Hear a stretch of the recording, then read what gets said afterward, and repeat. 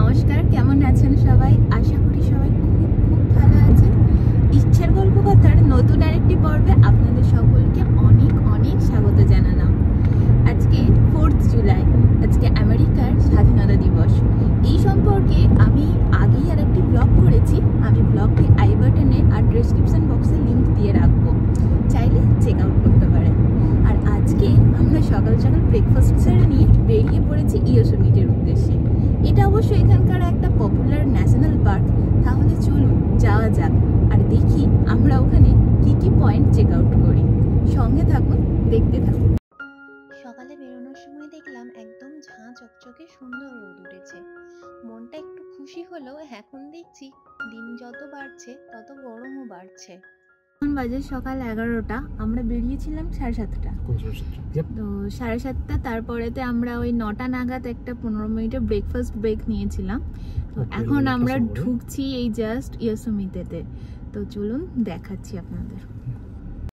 আমরা যতগুলো ন্যাশনাল পার্কে ঢুকি, পার্কে ঢোকার সময় প্রত্যেকটি পার্কে এরকম একটি বোর্ড থাকে, আর এই বোর্ডের পাশে দাঁড়িয়ে ছবি তোলাটা আমাদের জন্য একদম মাস্ট। প্রায় আধ ঘন্টা মতো গাড়ির লাইনে দাঁড়িয়ে এইবার আমরা পার্কে ঢোকার এন্ট্রান্সে চলে এসেছি। Yeah, that would be great. There's a guide with services inside as well. Have a great day. Thank you very much. You too. Bye bye. এই পার্কে ঢুকতে গেলে বেশ কয়েকটি পারমিট লাগে, যেরকম $35 পার কার। এটা হচ্ছে এন্ট্রান্স ফি। এই এন্ট্রান্স ফিটা দিয়ে আপনি 3 দিন যত খুশি পার্কে ঢুকতে পারেন।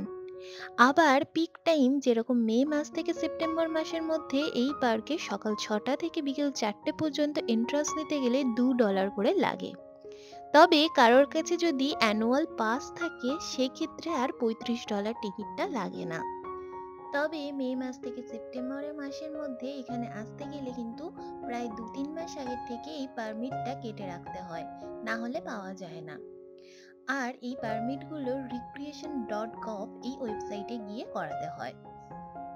তবে এখানে যদি কেউ রাতে ক্যাম্প করে ওয়াইল্ড লাইফ এনজয় করতে চান সেক্ষেত্রে কিন্তু $10 দিয়ে একটি পারমিট করিয়ে আনতে হবে।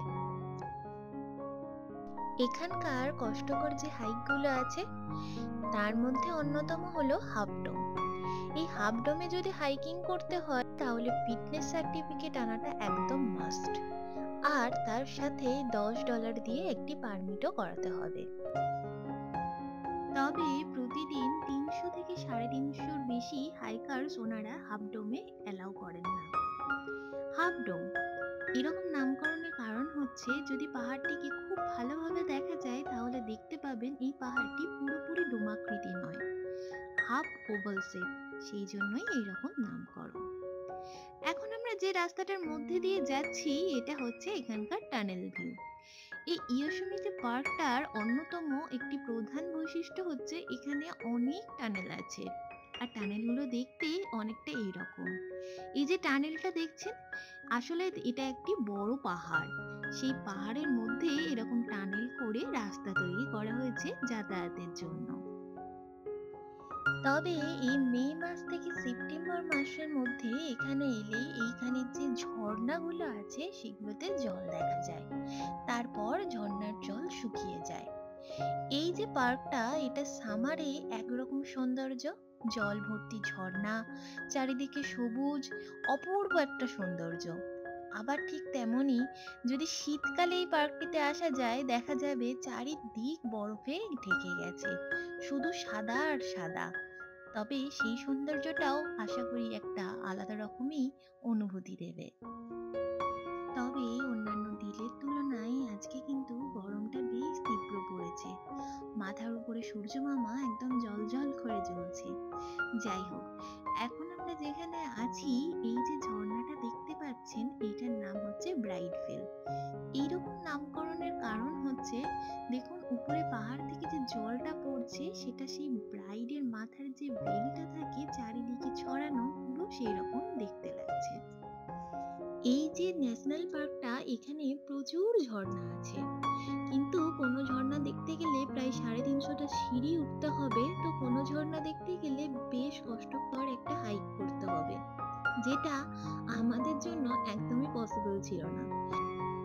তাই যে হাইকগুলো করতে তুলনামূলক একটু হলেও কষ্ট কম হবে, আমরা সেই হাইকগুলোকেই বেছে নিয়েছিলাম।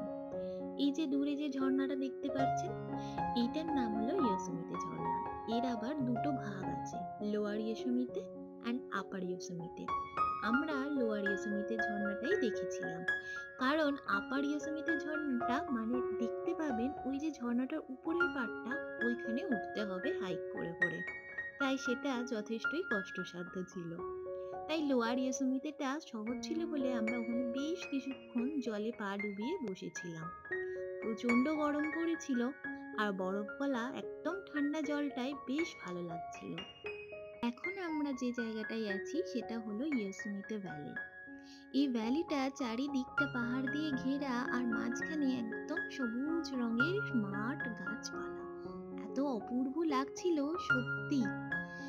এই যে বড় পাহাড়টা দেখতে পাচ্ছেন, এটা হলো ক্যাথিড্রাল রক। ঠিক এই ক্যাথিড্রাল রকেরই একদম অপোজিট সাইডে আর একটি এরকমই বড় পাহাড় আপনাদেরকে দেখাচ্ছি। এই যে এখন আপনারা যে বড় পাহাড়টি দেখতে পাচ্ছেন, এইটার নাম হলো এল ক্যাপিটান।